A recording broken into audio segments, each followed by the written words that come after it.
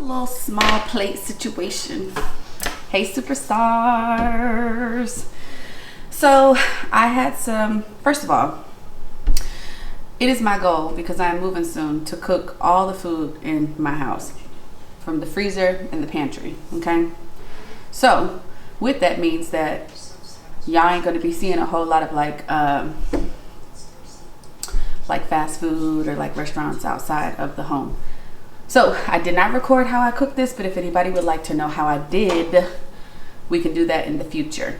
So we have rice and beans, we have just some potatoes and olives, and we have cube steak. So this is like a Spanish style stew cube steak meal. Normally would do it like Southern style, and you would, you know, pan sear the cube steak and make a nice little gravy paired with some mashed potatoes, or, you know, a little veggie on the side, maybe like some peas, how my mama used to do it. Real simple, you know. So bon appetit. Go ahead and like this video. Drop some comments below if you guys would like to see me make this meal in the future on the channel. Subscribe to the channel if you haven't already, and click the notification bell to be notified when I post, so you don't miss them videos. Cheers. First bite. Ooh. Oh wow. That's good. Oh wow. I must say.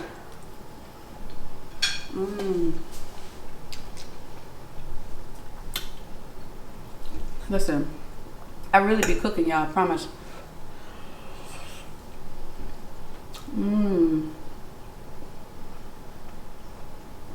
It melting in your mouth, and that cube steak is so yummy.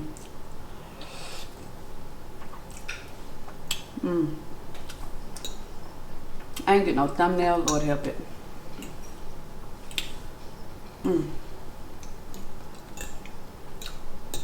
Let me just, quick little situation.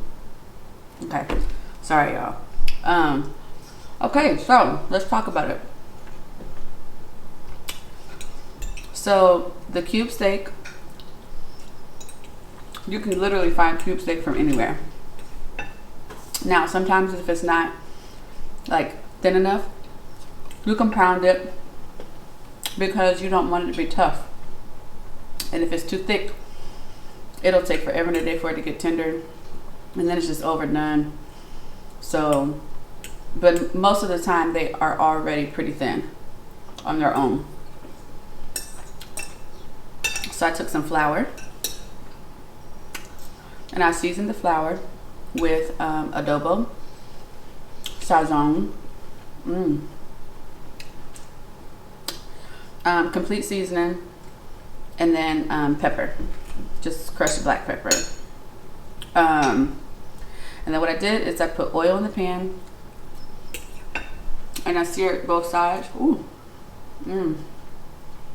oh my word! I seared both sides of the cube steak. Got them a nice brown, a deep brown color. And then the little bits that were left over, some of them I scooped out, the ones that had kind of like burnt a little bit, but the ones that were fine I left in there. And then we added more oil, dropped in some sweet onions, cooked those down till they were a little translucent. And then I threw minced garlic, sofrito. I have a green one and a red one, like a green base and a red base. I put both of them in there. I would say like a wooden spoon size full of serving size of both of those, and then mix that down, cooked it down a little bit, and then I threw in my tomato sauce, the whole can. You know, like the little, I think it's like 4 ounces, small can, and then I filled that up with water, you know, to get the rest of it out. And then I put maybe like another cup and a half, 2 cups of water. Enough liquid so that when I put my meat back in and my potatoes, that it would cover. So I brought it to a boil. I tasted for salt and all of that, you know, you do that to your liking. And then I added the cube steak back in, and I cooked that And because I cut the potatoes a little smaller, I mean, they were already small baby red potatoes, but then like I halved them so they cook a little bit faster. I wanted the meat to be, one, obviously thoroughly done, and so like tender. You don't want it to be tough. And I have had tough cube steak before, like it's possible. You just let that bad boy simmer. I'm telling y'all what, party in your mouth. Party in your mouth, like the one I'm having right now. Those are just so good. It's so good. The rice, it was already a yellow rice that I have in a container, and then in my pot, in my small pot, I put oil, sofrito, and then I put in the rice, and I kind of like stir fried it a little bit, and then I added a can of my pink beans with the juices and the liquid from the can in there, and then I put just enough water to cover the beans and the rice, and I let that go for a slow simmer until the rice was nice and done and fluffy, and that's it. We have us a meal, honey. Only thing missing is a couple slices of avocado. But this is good. And cube steak is relatively inexpensive. So if you need to feed like a big amount of people, like a large group, it could be done and not like break your pockets too bad.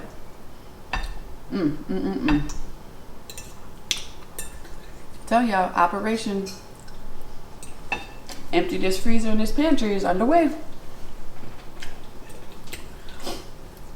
It's underway. I would have recorded this, but we were watching movies and I just wanted to do my thing. I didn't really want to, not that I didn't want to interact with y'all. I just wanted to just focus and cook and just be able to sit down, watch TV. How you normally would in your house anyway, regardless. So, I was about to say, I thought you said you left your iPad at grandma's house.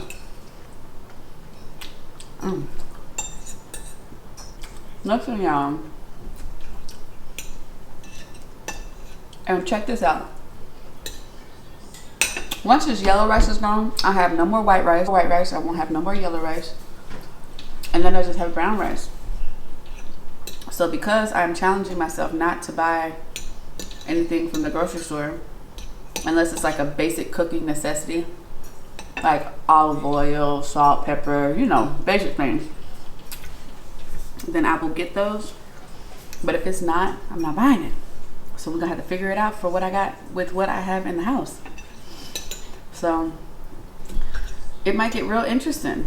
Who knows what I might like be forced to come up with based on what I have in the house. I don't know. Oh, excuse me. We're gonna see. Doggone shame. Oh, I just love that olive in there.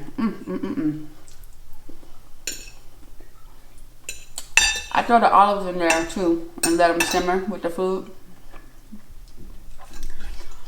And that actually helps provide some salt as well. Nap.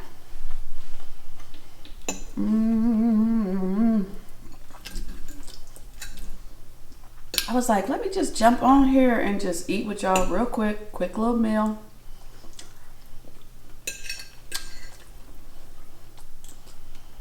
I might have seconds, I might not. I don't know. And if you guys are not following me on Instagram, we went to Pho 88 and had some pho for brunch. It was so good, y'all. It was so good. So if y'all want to see that, hopefully it's still in my story. when I post this video. If it's not, I might just repost it just so anybody who missed it can see it. How about that?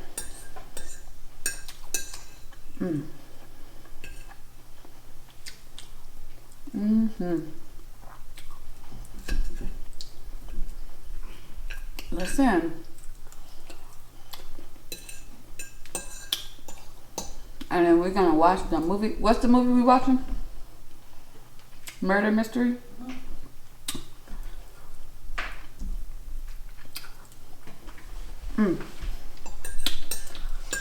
Linda, it's so good.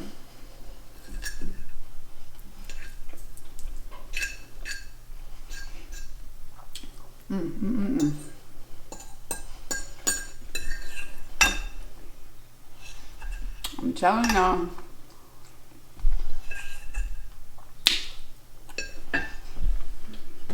Y'all better get into the kitchen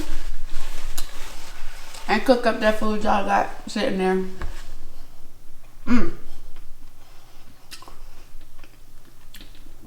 I feel like I need something to just sop up the rest of this little remnant, but that's okay. Listen, that was delicious. I hope y'all enjoyed it. So remember, with cube steak, you can make it any way you want to. I mean, and the sauce is determined on how you want to make your sauce as well, so that's up to you. If you want to do like cube steak with gravy, you're still gonna season like how my mom does it. She'll do in the flour garlic powder, onion powder, and Montreal steak seasoning. And she'll toss the cube steak in the flour, and then she'll oil her pan, and then she will sear it on both sides until it's nice and brown, and then she'll take it out the pan, and the remnants that's left over she'll add in flour, sometimes butter, sometimes not, but flour, and then she'll put water, soy sauce, and then she'll put enough like water, you know, for the amount of food that she's cooking. That thing will start, and she'll season it probably with a little bit more like garlic powder. It just really depends. She plays around with it. You let it cook, and you put the meat back in, and then that meat married with the mock gravy that you're making just turns it into such a nice, scrumptious flavor, nice color, nice everything. So y'all ain't gotta use that jar gravy. It's very easy to make like gravy sauces. You just gotta take the little basic steps. Flour is normally always gonna be your to-go like product for that. But if you wanna do it like this style, then you're doing it more with like tomato, you know, sauce and things like that. Some people do ketchup, some people do tomato sauce, some people do spaghetti sauce. It really just depends on how you want it to taste.